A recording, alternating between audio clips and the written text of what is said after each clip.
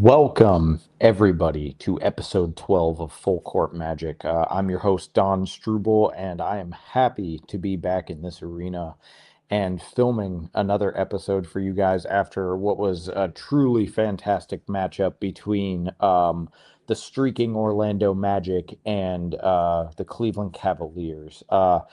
The Magic were able to defeat the Cavs 128 to 122 to continue their win streak. And it was such a back and forth game between two very talented teams vying for playoff position in the Eastern Conference as the regular season winds down. And I'm going to talk about some of the things that I noticed in this game that really made an impact on the outcome. And just some little anecdotal stuff that stood out to me. That really made a difference here. But this was a very good win. I mean, the Kia Center was rocking, absolutely deafening inside that building, especially toward the end of the game. And yeah, so you know what? Let's get right into it. So the Magic with this win, it is their fifth straight. It is the longest win streak of the season for this team. For a while, uh, towards the end of 2025 into the beginning of this year, this was a team that was, win, loss, win, loss, win, loss. There was never any consistency in the win column. But now the Magic seem to be finding it. I mean, this truly just looks like a different ball club post All-Star break. They're now 8-3 in their last 11. And as I mentioned, the 5-game win streak. And it before the game after shoot around, Jalen Suggs talked about the renewed sense of joy in a way, and I'm paraphrasing here. I'm not quoting him directly, but talked about the sense of joy that the team is playing with. That they're smiling and that things are going well. And I asked Coach Mosley about that before the game, how such a simple, intangible like happiness can play, a big part. And he said that at the end of the day, they have to remember that this is just a game, and that this is a team that can, laugh and joke and banter, but then also know when it's time to be serious. And to strike that balance and have that kind of camaraderie and not just have this like stuffy locker room, that's really important, especially for a group like this that has been through a lot in terms of injuries and whatnot. But even without a completely clean bill of health, the Magic are still finding a way and seem to really be hitting their stride at a very key juncture in the season. So I think that, that 5-game winning streak, uh, first time this year, that's really important for this group. Next up is, Desmond Bane's heroics. Bane, time and time again, has shown up this year uh, when the Magic have needed it. He notched 35 points, right? Yeah, right? Yeah, sorry. Yeah, 35 points in this one. My eyes were deceiving me for a second. It's his 12th 30 plus point effort um, of the season, and he did it again on an ultra efficient shooting clip, 12 of 19 from the field. That's good for 63.2%. He also hit 9 of his 10 free throws, but what really stood out about Bane's performance was with less than 20 seconds left on the clock, and Donovan Mitchell had just come down and hit a pull-up three to narrow the lead. I believe the Magic were only leading by 2 at that point. And the Magic had to get the ball back down the floor. We're having some trouble, against Cleveland's defense, getting into their offense. Had to call a timeout with the shot clock about to expire. So, it had to be a quick inbounds and pull. And they got it to Bane. Bane turns around, quick trigger, fadeaway three-pointer from the elbow, I believe it was, drains it. Kia Center erupts. So that was big time. And then, Cavs respond again. Evan Mobley has a putback dunk off, I believe, a missed Donovan Mitchell three. Cuts Orlando's lead back down to three. Bane comes back down. The Cavs had to foul, given how much time was left on the clock. And he goes and he coolly sinks both free throws. Uh, so he accounted it 5-0 run on his own, five of Orlando's last 6 points. And that is just, it's a testament to who he is. And, Jamal Mosley really at least started out in post game describing him with just one word. He was really simple and frank in his phrasing. He said, "Winner, whatever it takes, he's going to do." And I've said it time and time again, guys. After these big Desmond Bane performances, is this is why you mortgage your draft picks. This is why you give up role players. That this is why. I mean, there's just no other way to put it, is because you get a bona fide option and a bona fide player who has been here and done this, uh, who can play like a number one when he is called upon and becomes an excellent complementary piece otherwise. And that there's been times this season where Desmond has scored, but it's come on like high volumes of shots. He wasn't always the most efficient. It feels like in his recently, and by recently I kind of mean a longer stretch, probably over a month at this point, if not it, a good portion of 2026 thus far. When he has big games, he's shooting the ball well. And that is a lethal combination because it means he's getting to his spots. His shot selection is right where it needs to be. And he is finding a way to be the most impactful version of himself as a scorer. And that is really big for a Magic team that, for the last few seasons, not only has health been hard to come by, but, legitimate, highly productive, consistent offense as well. And that's a reason why you go get a Desmond Bane. And he just continues to prove that the Magic's front office made the right choice in taking a big swing on him in the off season. So another big night for him. Another thing that stood out to me was the play of the role players in this game. The Magic's starting five all scored double figures. And once again, last time I was on the air here, I believe it was the win after Dallas, and I talked about the kind of game that Tristan da Silva was able to put together. Well, he scored 23 tonight and went blow for blow in the biggest moments with Cleveland's role players, namely Keon Ellis, who off the bench had 20 points for the Cavs, went 6 of 9 from the field, 5 of 8 from three.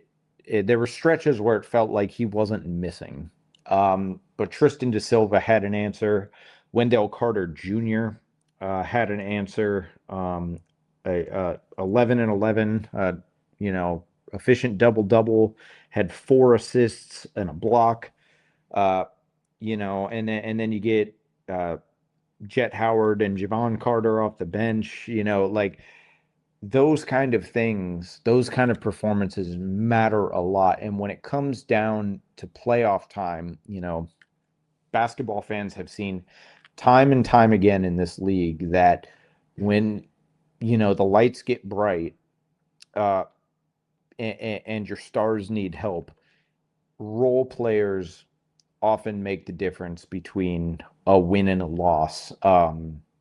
In April, May, and June, and in March, leading up to the playoffs. It's incredibly important that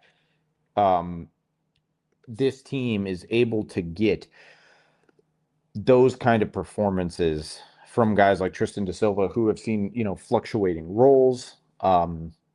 He has struggled this year, multiple points offensively, but recently he is playing really, really well. Really good basketball for this team. Um, and it's just like that's going to matter a lot, down the stretch of the season here. Mosley credited him after the game. He also credited, Noah Penda, uh, Wendell, all those guys. So really, really, really nice win, um, and a lot of it was because of those role players. Another thing that stood out, Paolo Banchero, another 25-point night, 7 assists, only 2 turnovers. Paolo has been a different player uh, since the All-Star break has ended. And, I'm sure a lot of people have seen it um, online at this point and on social media, but Paolo was incredibly self-aware and introspective when talking about being left out of the All-Star selection. And he said, uh, again, paraphrasing here, but something along the lines of you got to look in the mirror first. Um, and, he said he realized that he probably didn't deserve to be an all-star with the way he was playing. That's big to say for a player that has not yet hit their prime, someone still in their early 20s. That is in a league where it could be easy to let your ego get inflated. Paolo has not done that. And he's made adjustments to his game. He is playing with a level of aggression that I feel like you guys as Magic fans have been begging for all season, up till recently, and rightfully so, because there is a clear understanding of the kind of caliber of player that he is and the type of archetype that he possesses that can make him such a dominant force. That has just been really, really important for this team, for Paolo to be coming into form and providing the best version of himself. It is so, so critical, uh, once again, at this juncture in the season, to have your best player be playing like it. And when he's playing like that and supplementing a Desmond Bain performance, until Franz gets back, these are that obviously it goes without saying the two best players on the floor. When they're combining for 60 points, that's going to be a tough out. So props to Paolo Banchero for really turning things around in a lot of ways and looking like himself again in recent weeks. Finally, last point I'm going to get to is man, the Magic, they really just took care of the ball tonight. 29 assists, only 6 turnovers. The Cavs are only able to turn that into 12 points. That is about as efficient as you're going to get. And it was across the board. It was, Paolo led with 7. Bain had 6, but Suggs had 4. As I mentioned, Wendell had 4. Tristan had 3. And then you had guys off the bench. Like everybody who stepped on the floor dished out at least 1 assist. And when you're getting a collective effort like that from your group, um, that is again just a formula for winning basketball in a way that's going to matter even more so down the stretch here, and into the playoffs, because this Magic team's starting to look like a playoff team. I mean, you look at the standings right now. After tonight's win, Orlando improves to 36 and 28. It is 5th in the Eastern Conference now, right behind Cleveland at 40 and 26, who is 4th in the East. And these two teams, I believe it's in a couple weeks towards the end of the month, have another matchup on the road in Cleveland, the final matchup of the season. And, these are two, like, we could see a rematch of the 2024 playoffs. Like that is very plausible that we could see these two teams go at it. And so for the Magic, after losing the first 2 meetings, to defend their home floor and defend their winning streak, and to do so in a way that was just really good complementary basketball in which uh, people like were sharing, and it was an evenly distributed game in a lot of ways. It is really encouraging for this group. Um, and yeah, I mean, those are my takeaways for this one.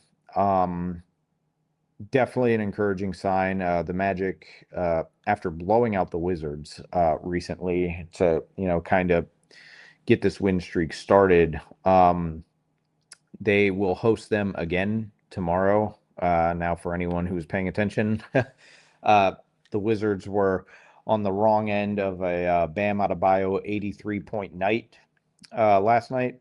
And so, I wouldn't be surprised if they come in here pissed off after having that uh, kind of performance laid on them by Bam and the Miami Heat.